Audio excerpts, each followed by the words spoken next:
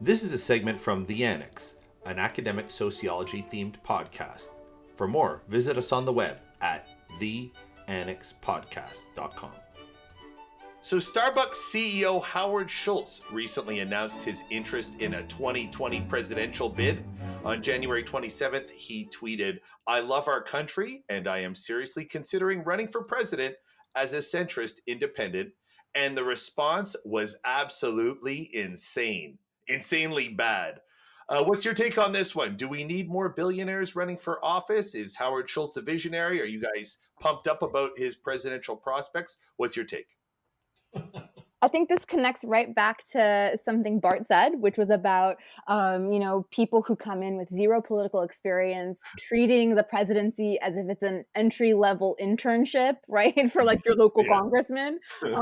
And so I think this is absolutely hilarious. The weird way that Schultz announced over Twitter. I think my favorite piece of blowback I saw on Twitter came from the NPR journalist Sam Sanders, who in all caps quote tweeted Schultz's announcement and said, "Just stop burning your coffee. That is all we ask." And so it's like, stay in your lane, fix the coffee at Starbucks, and we would all be the better for it.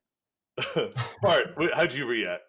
I mean, I think there is a lot of consternation about another independent candidate spoiling yet another election. Yeah, no and kidding. we can certainly discuss that. In terms of his own candidacy on the merits, exactly as Netta said, I'm not sure that being a CEO of a company is exactly the right experience for being president. And we're seeing the evidence of that in the current presidency. This notion that business people are ideal administrators in the public sector is, I think, has been shown to be rather vacuous. So that's one thing. The second thing is just in terms of his own stated policy preferences, which are pretty thin. There's no clear sense that he has any real idea of what he wants to do if he were to be elected, which is obviously unlikely, short of cutting taxes for himself and his friends. So it's basically yet another candidacy by somebody who doesn't really know much about politics and policy, and whose entire claim to fame is his business acumen and this sort of notion that somehow he's a centrist and centrism is what American voters want. And that's a whole other discussion about whether that's really true, whether he's really centrist. I think what's interesting is that in the aftermath of his announcement, he's been drifting clearly to the right, partly because of the Democratic blowback, but most of his response has been to vilify Democrats and cozy up to Republicans. So on one hand, that calls into question his centrism. On the other hand, it also may be actually a positive development in the sense that if he does drift to the right, and if he does stay in the race, it's more likely that he'll get Republican votes rather than Democratic votes. Because there's always this question, right? Is it true that independents are spoilers of elections? And whether they are or not depends on who's voting for them. So if, for instance, he were to stay and he'd get more Republican support than Democratic support, then, he'd be a spoiler in a way that would take away support from Trump. But, we're so far away from the election that so many things can happen. It's quite likely that he won't stay in the race. Or if he does, he'll be diminished considerably by the time we get to the election.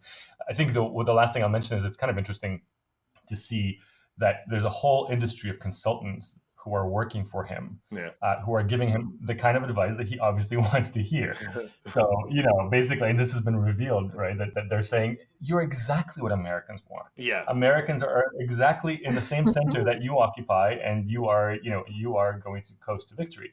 Now, that's clearly wrong on the facts in a variety of ways. I just don't think that he get very much support at all.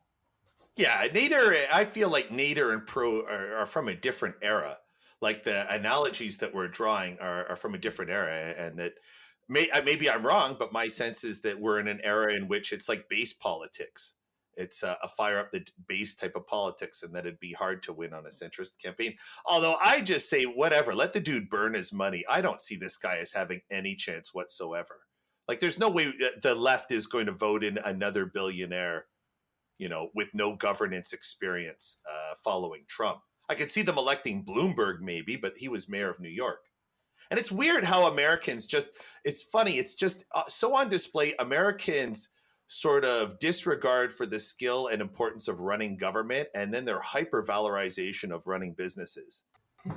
You figure the Trump era would somehow do damage to that that view, and maybe it has, but I don't know. This sounds to me like a billionaire vanity project, and I'm guessing if a billionaire wants to drop a few $1 million, the smart move, if you're a political consultancy, is to try to get some of that cash and give him what he wants to hear, right?